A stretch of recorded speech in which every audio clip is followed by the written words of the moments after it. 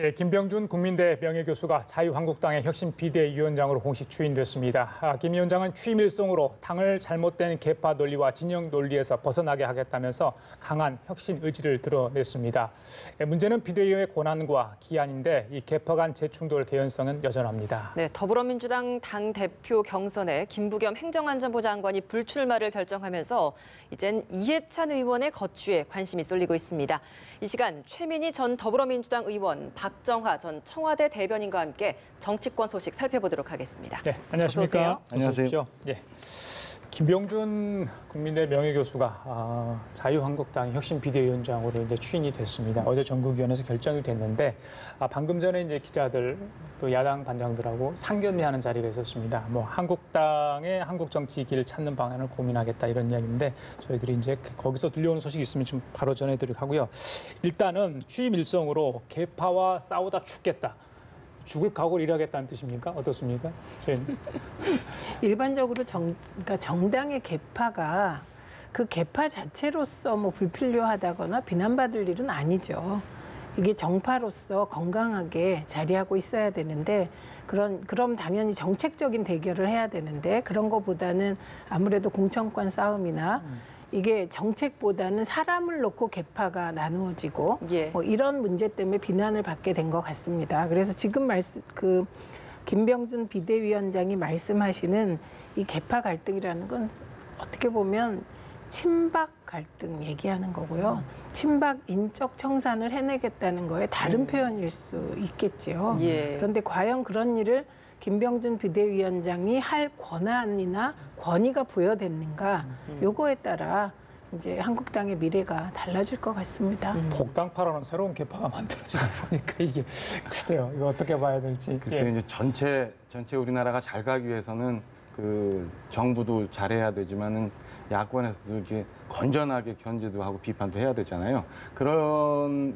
마음에서 사실은 그 자유한국당이 잘 됐으면 하는 바람을 갖고 있어요. 그런데 사실은 지금 김병준 위원장 어제 그런 말씀 많이 하시고 시작은 했지만 결과에 대해서는 솔직히 말씀드리면 회의적이에요. 그러니까 최 의원님 말씀 주셨지만은 뭐 혁신비대위원장에 언제까지 할 건지, 그럼 어디까지 뭘 갖고 할 건지에 대한 그림도 하나도 없고, 그리고 말씀은 계파 청산 얘기했지만 자유한국당 내부 지금 들여다보면은 뭐 계파의 문제보다는 사람의 문제 아니겠습니까? 기승전, 인적 청산 이렇게 돼야 되는데 과연 그런 것들이 이루어질 수 있는지에 대한 회의가 좀 있고 또 하나는 뭐 일부에서 보도도 되고 막 그렇습니다만 제가 뭐 김병준 위원장님의 속내를 모르니까 뭐 말씀드린 거지 본인 스스로도 본인의 거취 내지는 그 비대위원장을 맡게 된 진정한 뜻이 뭔지, 그럼 향후 내가 자유한국당을 제대로 된 모습을 하고 난 다음에 표표히 나는 정권에서 떠나겠다라는 정말 이 사심 없이 그런 일들을 하시는지 이런 것들이 궁금하고요. 그래서 그런 점들이 다 그 성공의 관건 열쇠가 아닐까 이런 생각을 좀 사심 해봅니다. 있다고 보십니까? 저는 이렇게 깨끗하지는 않은 것 같아요. 그리워하진. 제가 만약에 혁신비대위원장을 한다라고 하면은 저는 자유한국당이 제대로 된 길을 갈 수 있도록 하고 소위 말하는 인적 청산 어느 정도 할 수 있는 권한 나한테 받고 계파 정리되고 그러면 저는 표표히 떠나겠습니다라고 먼저 국민한테 얘기하고 싶습니다. 비대위원장 추인되는 첫날에 뭐 대권 가는 어떤 길목이 있는 것 아니냐 뭐 이런 이야기까지 일각에서 들리던데 뭐 가능한 얘기라고 보세요? 우선 저는 사심이 있어도 상관없겠다 이렇게 생각합니다. 그러니까 정치권에 발을 들이는 순간 그 사심이라는 게 흔히 뭐 국회의원 되려 그러나 뭐 대통령에 도전하려 그러냐 이거거든요. 그런 마음이 있어도 상관없습니다. 문제는 일을 잘하면 뭐 국회의원뿐만 아니라 더 높이 갈 수 있고 일을 잘 못하면 스스로 이제 물러나는 거잖아요. 근데 이제 중요한 건 한국당이 과연 자유한국당이 김병준 비대위원장이 인적 청산도 무리 없이 잘 해내고 나머지 화합도 이루고 이럴 권한을 어디까지 주느냐인데 어쨌든 어제 전국위원회에서 만장일치로 당선되는 걸 보면 그리고 또 본인도 조건 없이 맡았다 이런 얘기를 하는 걸 보면 미래가 되게 애매하고 미스트 드라마 제목처럼 좀 안개 속인 것 같은 느낌입니다. 뭐 어쨌든 이 노무현 정부 시절의 인사였고 그리고 또 본인 스스로도 실제로 여러 공식 석장에서 노무현 정신을 많이 언급을 했던 사람이기 때문에 이번에도 또 이런 정신을 언급을 했거든요. 이렇다 보니까 이제 뭐 앞으로 이게 김 위원장의 혁신 방향을 좀 보여주는 방향성이라고 봐야 되는 것인지 뭐 이런 발언을 한 의도는 좀 어디에 있다라고 보십니까? 그 발언을 먼저 하신 건 아니고 전재수 전재수 의원이 먼저 의원이 하셨죠. 같이 청와대에서 근무했죠. 전재수 의원은 행정관이고 김병준 비대위원장께서는 뭐 정책실장이었으니까 굉장히 높은 데 있었던 건데 당신이 출세하는데 노무현 대통령의 이름을 거론하지 마라. 이렇게 직격탄을 날렸습니다. 그러니까 그에 대해서 노무현 정신은 어디에나 있다. 이렇게 얘기를 하게 그쵸. 된 것이고 그에 대해서 다시 전재수 의원이 이제 반박을 하고 있습니다. 그건 이제 초선 의원의 패기라고 생각을 하고요. 그래서 그 노무현 정신을 자유한국당에서 실현하겠다라고 했다면 저는 자유한국당에서 비대위원장으로 못 받았을 것 같습니다. 그래서 이거는 사후 논쟁이다 이렇게 보고 그러니까 지금 자유한국당이 잘 가기 위해서는 정책적으로 진정한 보수 지향의 정책을 내놔야 되고 다른 한편은 정무적으로 인적 청산도 해야 되고 박근혜 대통령과의 관계도 사실 청산해야 되지 않겠습니까? 그러니까 이런 정무적인 것과 정책적인 부분에 있어서 아무래도 이제 스스로의 스타일에 따라 정책을 통해서 정무를 관장하겠다고 생각하시는 것 같아요. 그런데 그게 지금 자유한국당의 조건에서 어떨지는 저는 이제 전 대변인님과 비슷한 전망입니다. 정책이 바뀌려면 사실은 그 사람의 생각이 바뀌어야 되잖아요. 자유한국당이 지금처럼 안타까운 상황이 된 거는 제가 볼 때는 이전에 쭉 왔던 그 공천 2번, 3번 정도의 공천에서 그 새로운 그 기운을 받지 못하고 그냥 비슷비슷한 분들이 한 10여 년 동안 계속 그 정치권에 들어오시는 바람에 오늘의 이 모양이 됐다고 보는데요. 이런 면에서 최 의원님 정책부터 가다듬어야 된다는 말에는 동의를 하지만 그 전에 저는 인적 청산이 우선이라고 봐요.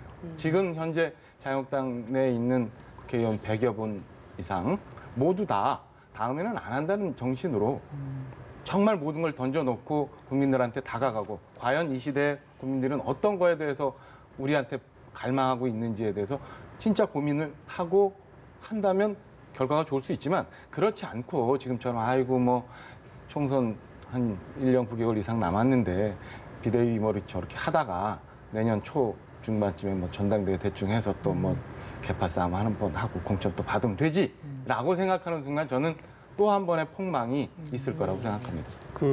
글쎄요, 노무현 정신에 대한 어떤 정의를 김병준 위원장이 어떻게 해석할지 모르겠습니다. 지금 자유한국당 상황에서 찬밥 더운밥 가려가지고 그럴 영역 계지가 있는 건지 이게 정말 좋은 거라면 이게 노무현 정신이 아니라 다른 것이라도 받아들여서 한국당에 접목하고 투입시켜가지고 뭔가 발전적인 모습을 비춰질 때면 그렇다면 성공하는 거 아니겠습니까? 어떻게 보세요? 그거를 할 수 있다면 성공인데 그게 되겠느냐라는 의문을 제기하는 거고요. 그러니까 제가 정책부터 가다듬어야 된다는 건 제 생각이 아니고 김병준 비대위원장이 그동안에 한 얘기를 쭉 보면 그런 생각인 것 같다. 그래서 사실 종잡을 수가 없는 부분도 있습니다. 그러니까 김성태 원내대표는 이제 혁신 비대위다 이렇게 얘기를 하는데 다들 아시다시피 친박 그룹에서는 관리형 3개월짜리 비대위다 이런 얘기가 벌써 나오지 않습니까? 그러니까 관리형하고 혁신적 비대위는 완전히 하늘과 땅 차이인 것이거든요. 그 핵심에 인적 청산이 있는 겁니다. 그런데 그 김병준 위원장도 완전히 새 길을 가겠다고 하는데 또 통합과 화합을 하겠다고 하니까 아직까지도 위상이 정해지지 않았다. 이렇게 보시면 될 것 같고 그다음에 되게 이제 김병준 위원장 체제를 2016년 김종인 비대위원장 체제의 민주당과 비교하지 않습니까? 그건 아마도 보수적인 정체성을 가진 분이 민주당에 와서 정권을 행사했고 성공한 케이스로 보고 거꾸로 다소 진보적이었던 분이 보수로 와서 이제 비대위원장이 돼서 나오는 소리 같아요. 그런데 두 분은 그런 식으로 보면 형식적으로 비슷하지만 내용이 완전히 다릅니다. 그 당시에 김종인 비대위에는 문재인 전 대표가 완전히 그냥 권한을 다 그대로 위임했고요. 그리고 당시에 민주당의 의원들도 모든 결정에 다 승복하고 심지어 정청래 의원 같은 경우는 억울하게 컷오프 됐다고 다 봤습니다. 근데도 승복하고 심지어 더컷 유세단이라는 걸 만들어서 전국적으로 지원 유세를 할 정도로 민주당이 김종인 비대위원장을 이렇게 떠받드는 분위기였다. 그러니까 정권이 있는 비대위였다는 게 결정적인 차이입니다. 예. 그 말씀하신 거에 전적으로 동의를 하는데 자유한국당이 정말 잘 되려면 노무현 정신이 있던 그게 뭐가 됐든 다 받아들일 준비와 자세가 되어 있어야 된다고 저는 생각을 해요. 근데 그 지난 지방선거 때 다들 보셨지만 이미 국민들이 원하는 가치라는 게 굉장히 많이 변해 있어요. 지금 자유한국당이 갖고 있는 색깔과 가치하고는 달라져 있거든요. 그 건에 대해서 자유한국당이 과연 그게 뭔지에 대해서 찾아가는 작업을 해야 되고 그거를 얘기를 해야 될 텐데 얼마나 할 수 있는지에 대해서는 잘 모르겠고 또 기왕 전재수 의원이 먼저 말씀하셨으니까 김병준 의원이 그렇게 대답을 했지만 노무현 정신이라고 표현하지 말고 그게 어떤 건지에 대해서 실질적으로 이제 앞으로 향후 좀 말씀을 주셨으면 좋겠어요. 그래야 국민들이 쫓아갈 수 있는 거고 뭐 그냥 대충 노무현 정신이라고 해서 넘어갈 일은 아니라고 보이고요. 예. 전재수 의원도 노무현 정신이라는 게 꼭 누구 소유물은 아니잖아요. 예. 그러니까 열어놓고 말씀하시는 게 좋지 않을까라는 근데 생각을 합니다. 그 자유한국당에 가셔서 노무현 정신을 얘기하고 구현한다면 그거는 민주당이나 노무현의 사람들의 입장에서는 좋은 일이죠. 예, 결국은 오늘 기사가 난 게 하나 있는데 보면 노무현의 사람들이 국회를 접수했다 이런 기사가 났더라고요. 예. 그런데 그건 거꾸로 자유한국당 지지자들에게는 그렇게 달갑지 않은 거기 때문에 저는 지금 김병준 비대위원장도 전재수 의원도 할 말 다 했으니 이제 노무현 대통령이라는 이름은 빼고 과연 보수의 가치가 무엇인가. 예. 그러니까 되게 보수 리버럴을 지향하는 게 노무현 정신의 일부거든요.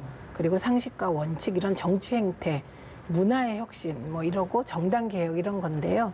그래서 그거를 내용으로 구현하시면 어떨까 싶습니다. 그래요. 근데 뭐 이렇게 이제 내용으로 잘 구현해 내려면 아무래도 좀 힘을 받아야 되고 권한을 줘야 되는데 지금 취임한 지 이제 하루밖에 안 된 상황에서 또 접대 골프 의혹이 좀 나오고 있는 상황이거든요. 그러게 당연히 말이에요. 뭐 지금 시기는 아니었고 작년이었습니다만 그래도 이 준비위원회에서 이런 걸 준비를 하고 취임을 하려고 하면서 이런 사실을 미리 몰랐을까라는 의문이 남습니다.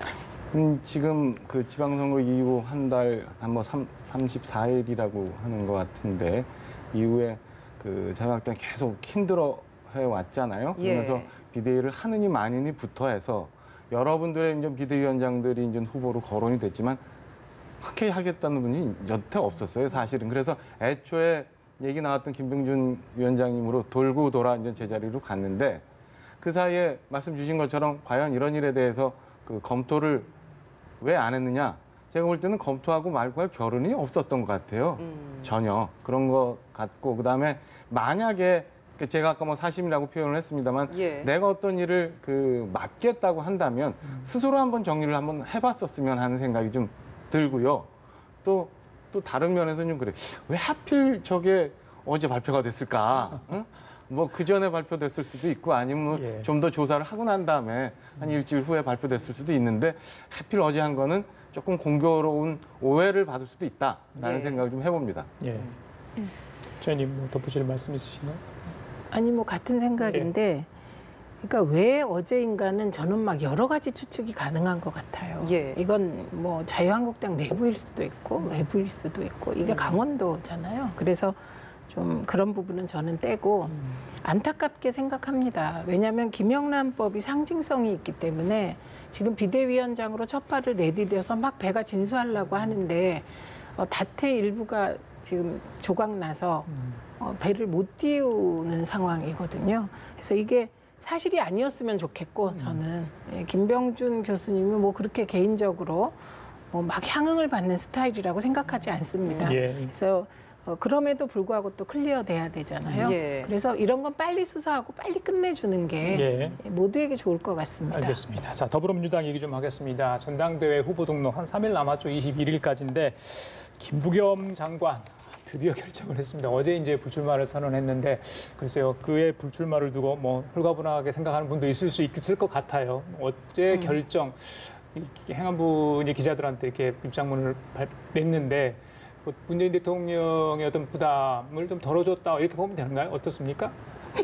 어떻게 보세요? 그러니까 물론 이제 같이 경쟁하려는 후보들에게는 뭐 좋은 일이겠죠, 솔직히. 예, 왜냐하면 김부겸 장관이 모든 여론조사에서 당대표 적합도 1위로 나왔습니다. 물론 그게 결과로 이어지진 않아요. 예. 왜냐하면 민주당 전당대회 룰이 대의원이 45%, 권리당원이 40%, 그리고 15%에서 일반 당원하고 국민 여론조사기 때문에 15% 반영되는 데서 앞선다는 게 뭐 결정적인 건 아니지만 예. 어쨌든 콘센서스가 되게 저 정도의 사람이 민주당 당대표가 돼서 이끌면 좋겠다 이런 거잖아요. 그런데 저는 김부겸 장관이 한 언론과의 인터뷰에서 조금 무리한 발언을 했다고 생각합니다. 마치 그 발언이 대통령께서 이번에 내각에서 자기를 내보내주면 당대표에 출마하겠다. 그래서 당대표 선거 이 판에 대통령을 본의 아니게 뭐 그 의도했다고 생각하지 않습니다. 본의 아니게 끌어들이게 되면서 많은 사람들이 곤혹스러워졌던 것 같고 그래서 결국은 마지막에 이제 당대표 출마 안 하겠다고 하면서도 대통령께 부담을 드렸다라고 얘기할 수밖에 없게 된 것 같습니다. 그래서 뭐 이거는 장관이시잖아요. 그러니까 장관직을 또 훌륭하게 수행하시다 보면 또 다른 기회가 오리라고 생각합니다. 예, 사실 그동안 남은 변수라고 하면 김부겸 행안부 장관과 이해찬 전 총리였는데 김부겸 행안부 장관이 이제 거취를 정했기 때문에 마지막 변수가 이제 이해찬 의원이 과연 어떻게 될 것인가 그런데 어떻게 전망하십니까? 예 아니오로 해야 된다고. 후보 등록 며칠 남지 않았는데 저는 그냥 제 바람을 좀 말씀을 드리면 그 김부겸 장관도 마찬가지인데 정권이 출범한 지 이제 1년여 조금 지났잖아요. 그리고 내각을 책임지고 계시는데 그 장관 되신 지 이제 1년밖에 안 됐는데 그거를 던지고 다시 정당 정치로 돌아가는 게 꼭 좋은 건 아니라고 생각을 했었어요. 예. 같은 면에서 이해찬 전 총리도 지금 이제 1년 정도 지났으니까 향후는 정말 국민들이 바라는 실적을 만들어내야 되잖아요. 이제는 정말 그 실적을 가지고 평가받을 때가 이제 와 있는데 그러려면 이해찬 총리가 좀 제가 볼 때는 느끼기에는 좀 강성이에요. 그래서 그런 캐릭터를 갖고 당을 확 주도하시는 것보다는 청와대와 잘 조율을 하면서 이끌어가는 게 낫지 않을까라는 바람이 좀 있어서 저는 이해찬 총리가 이번에 안 나오시는 게 더 좋지 않을까라는 생각을 예상으로 대신합니다. 알겠습니다. 뭐 여러 가지 이제 다른 후보들도 출마 선언들을 속속 하고 있는데 글쎄 어떤 결정이 내려질지 당원들 뜻이 어쩌게 될지 또 여러 가지 봐야 될 부분이 많은 것 같아요. 하루 이틀 지나시면 뭐 알게 될 일이라. 그런데 강성으로 보이는 거 이면에 사실은 일을 가장 타협적으로 잘 푸는 분이기도 하기 때문에 뭐 그런 캐릭터로 비치는 부분, 그래서 특히 야권에서 반대하더라고요. 그래서 이 상황이 과연 어떻게 받아들여질지 지켜봐야 될 것 같습니다. 알겠습니다. 잘 모르고 그냥 겉으로만 보여준 모습에. 김부겸 장관이 이제 불출마하다 보니까 그렇다면 이제 개각설이 계속 나왔잖아요. 이 약간의 소폭 개각, 폭을 두고 여러 가지 어떤 장관이 갈릴 수 있다 이런 얘기가 나왔는데 일단은 행안부 장관은 어떻게 할지는 청와대 뜻이 달려 있습니다만은 어떻게 보십니까? 이번에 기무사 문건 파동과 관련해서 또 송영무 장관까지 합쳐가지고 여러 가지 개각에 포함이 되느냐 마느냐 이야기도 나올 것 같고 어떻게 이게 이제 미래를 예측해서 틀리면 큰일이잖아요. 근데 저는 송영무 장관의 개각 요인은 크지 않다고 생각합니다. 왜냐하면 지금 송영무 장관에게 주어진 역할이 여러 가지가 있는데 그 주어진 역할이 중에 군 개혁이 있고요. 그 중에서도 지금은 기무사 개혁이 이제 우리 정부나 나라 전체에 되게 큰일이거든요. 그래서 기무사 개혁이 진행되는 과정에 문건이 터졌고 이 문건 문제의 본질적인 부분보다는 지금 문건이 어떻게 처리됐느냐에 자꾸 이렇게 의제가 바뀌는 건 저는 안 좋은 일이라고 생각합니다. 그 부분도 독립수사단이 수사는 해야 되겠지만 핵심은 기무사가 왜 나서서 대통령 고유 권한인 계엄 검토를 했느냐, 실행되었느냐, 요거에 맞추어서 처리되길 바라고요. 그래서 기무사 개혁을 지금 중심에 서서 지휘하고 있는 국방부 장관이 혹시 이제 개각이 되면 사실 기무사 개혁이 차질을 빚지 않겠습니까? 그리고 제가 기무사라면 되게 좋을 것 같아요. 그래요? 네. 왜냐하면 개혁을 강도 높게 추진하던 장관이 그렇죠. 경질되면 아무래도 기무사 개혁의 힘이 빠지는 거기 때문에 제가 기무사의 간부들이라면 그건 참 좋은 일인데 그걸 뒤집어서 얘기하면 뭔가 군 개혁이나 기무사 개혁이 한 템포 마무리될 때까지는 송 장관을 개각하는 건 아닌 것 같습니다. 그러니까 문건 처리 과정에 뭐 그런 일부 문제가 있었다면 그대로 조사하고 그만큼의 책임을 지는 게 맞지 않을까 싶어요. 알겠습니다. 좀 어떻게 보세요? 개각 뭐 소폭, 중폭 뭐 어느 정도로 예상하십니까? 일단 내각 재청권을 갖고 계신 총리가 다음 주에 이제 아프리카 순방을 그렇죠. 나가잖아요. 그러니까 이르면은 뭐 어쩌면 오늘도 나올 수 있다는 얘기도 있고 한데 아까 말씀드린 것처럼 이제 막 실적을 내야 되고 장관들도 자리를 잡고 막 이러셨기 때문에 저는 그 지금 공석인 농림장관은 당연하지만 그 많은 폭의 생각하는 많은 폭의 개각은 없지 않을까. 그래서 소폭으로 농림장관을 포함해서 한 예. 두세 부처 정도의 개각 정도로 진행이 될 것 같고 예. 그럼 그게 이제 오늘 아니면 다음 주 정도에 진행이 안 되면 아마 총리 순방 그다음에 대통령 휴가 이후까지도 좀 늦춰질 늦춰질 수 있고 예. 청와대 개편까지 맞물려서 돌아가지 않을까라는 예상을 좀 해봅니다. 예, 알겠습니다. 네, 어제 이제 문희상 국회의장이 재헌절 경축식에 참석을 해서 발언을 했는데 여기에서 개헌을 다시 추진하겠다라는 이야기를 했습니다. 사실 야당 입장에서는 좀 환영할 만한 이야기인데 여당 입장에서는 조금은 뭐 여기에 좀 힘을 보태기에는 조금은 어렵지 않을까라는 시각도 있던데 어떻습니까? 그건 이제 개헌의 프로세스를 보면 개헌이 다시 동력을 받긴 어려운 상황이죠. 왜냐하면 대통령께서 정부 개혁안을 냈는데 그게 표결에도 붙여지지 않고 논의조차 되지 않고 그냥 무시당하는 것이거든요. 이런 상황에서 곧바로 개헌 논의에 들어가는 거는 무리가 따를 겁니다. 그러나 큰 틀에서 지금 대한민국에서 개헌을 반대하는 사람은 없을 것 같아요. 근데 여기서 제일 중요한 포인트는 예. 국회가 좋아하는 개혁, 야당이 좋아하는 개혁과 국민이 바라는 개혁이 그 핵심이 다르다는 겁니다. 국민들은 기본권 신장이나 촛불 정신을 구현할 수 있는 직접 민주주의적인 요소의 도입 등 지방 분권 등을 원하는데 국회는 권력구조 개편에만 관심이 있다는 거죠. 그리고 저는 이거보단 오히려 선거구제 개편에 여야가 힘을 모았으면 좋겠다는 생각 쪽입니다.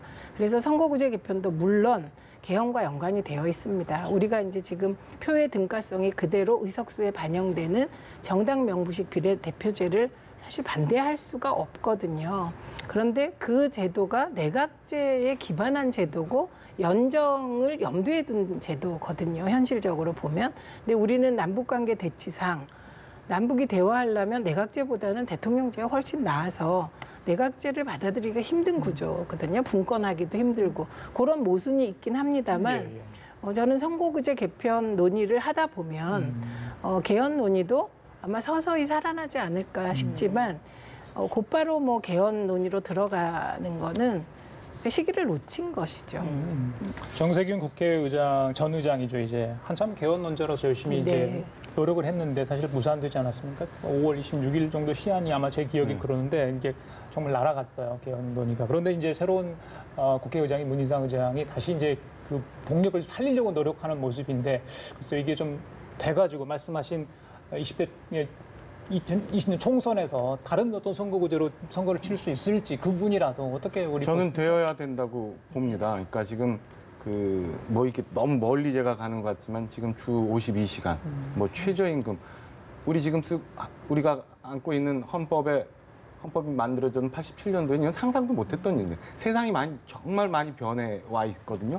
바꿔줘야 돼요. 전반적으로 다 거기에 말씀하신 것처럼 뭐 인권, 기본권, 뭐 촛불정신 다 포함돼야 되지만 권력구조 문제마저도 저는 그 너무 집중되어 있는 뭐 청와대 권력이라든가 아니면은 부작용이 자꾸 보이고 있는 양당 이 소선거구제 이런 걸 같이 포함해서 고쳐주지 않으면 또 계속 힘든 일들이 오기 때문에 이참에 저는 고쳐줘야 되는 게 맞다고 보고요. 그런 면에서 기왕에 문희상 의장께서 말씀하신 거에 저는 여야가 다 같이 가야 된다고 보는데 좀 전에 최 의원님 말씀하신 건에 대해서는 조금 제가 보충을 하면 개헌 문제만 해도 사실은 오래 얘기해야 되는데 이게 국회에서 논의가 돼서 국회 안으로 갖고 진행이 됐다면 결과가 이렇게 안 됐을 수도 있어요. 사실은 청와대에서 대통령안을 가지고 너무 세게 드라이브를 거는 바람에 이런 일이 왔을 수도 있거든요. 그러니까 그런 면에서 저는 지금이라도 국회에서 논의가 돼서 정말 괜찮은 안이 도출이 될 수 있다면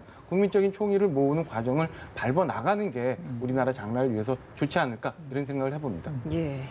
뭐 어쨌든 협치가 제일 중요한 것 같고 그 협치의 첫 걸음으로 오늘 여야 5당 원내대표가 미국 방문길에 올랐다라는 뭐 기사들도 많이 나왔습니다. 뭐 이번에 이제 이런 방문으로 인해서 제대로 된 협치를 할 수 있는 마음을 같이 모아서 올 수 있을지 좀 어떻게 보십니까? 우선 저도 되게 신선하게 바라봤습니다. 이런 경우가 있었나요? 없었습니다. 이래서 저는 못 봤습니다. 예, 예. 못 봤고 그 이전에는 중국 사드 문제가 생기면 당시에 야당 의원들이 중국에 가고 또 거꾸로 이제 이 한반도 평화 문제가 막 제기되고 그렇게 되니까 또 지금의 야당 의원들이 미국에 가고 대표가 막 가고 상호 정치적으로 좀은 국민 보시기에 엇갈리는 행보를 했는데 이번에 5당 원내대표가 같이 미국에 가서 이제 북미 관계 개선이라든지 한반도 문제 얘기라든지 그다음에 무역과 관련된 여러 가지 갈등 문제를 얘기하는 이 모습 자체가 협치가 가능할까? 이런 생각을 하게 만드는 것 같아요. 저 솔직히 고백하면 협치가 우리의 DNA에 없나?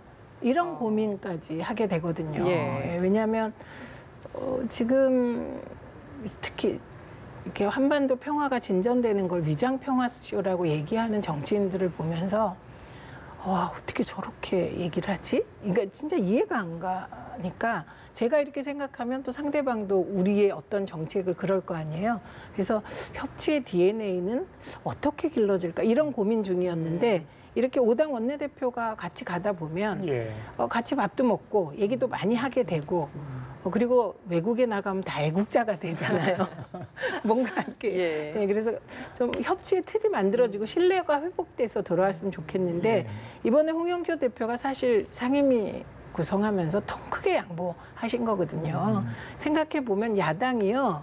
법사위, 예결위, 특히 예결위원장을 야당이 가지고 간 예가 없고요. 거기에 적과끌이 흐르는 국토위까지 예, 아주 핵심 상임위를 양보하면서 통 크게 양보를 했기 때문에 그 양보가 협치로 이어지게 이번에 잘하고 오셨으면 좋겠습니다. 다른 상임위 들어가신 분들이 서운하실 수도 있을지 모르겠어요. 저기 홍준표 전 대표가 지난번에 미국 방문했을 때 글쎄요, 이게 과연 어떤 모습인지 또 거기 가서 했던 발언들 여러 가지 논란이 있었는데 그래서 여야 원내대표 5명이 미국을 방문했다. 지금 뭐 남북관계 안보 상황에서 굉장히 의미가 있다고 보는데 글쎄요, 여기 가서 조금 그 미국 조야의 여러 가지 사람들 만날 거 아닙니까?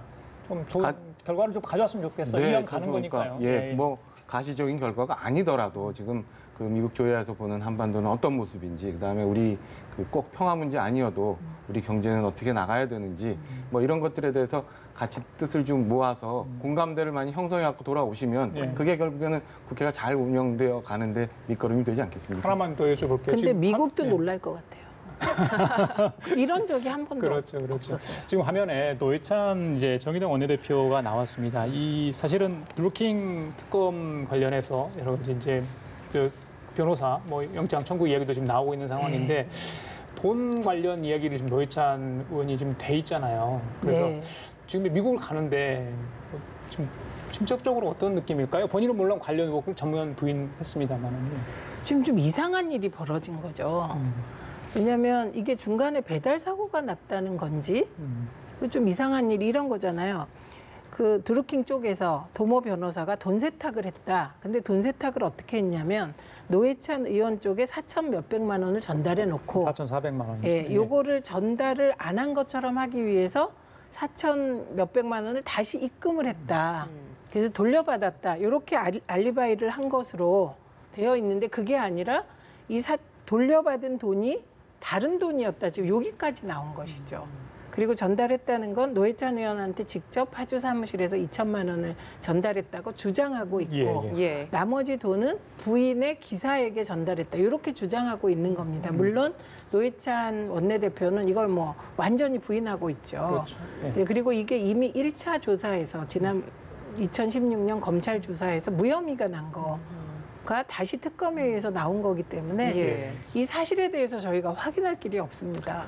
당시 무혐의가 나온 걸 도모 변호사가 도왔다라고 해서 그 지금 긴급 체포가 된 거니고요. 아까 최 의원님 말씀하셨던 것처럼 누구든 깨끗하게 확인이 될 수 있도록 수사에 협조를 해야 되고 빨리 밝혀져서 이것도 국민적 의혹이 없어지는 게 노회찬 의원님이 앞으로도 의정 활동하시는데 도움이 되는 거 아닌가 예. 이런 생각을 합니다. 알겠습니다. 예, 자, 지금까지 최민희 전 더불어민주당 의원, 박정하 전 청와대 대변인과 함께 얘기 나눠봤습니다. 오늘 말씀 감사합니다. 고맙습니다.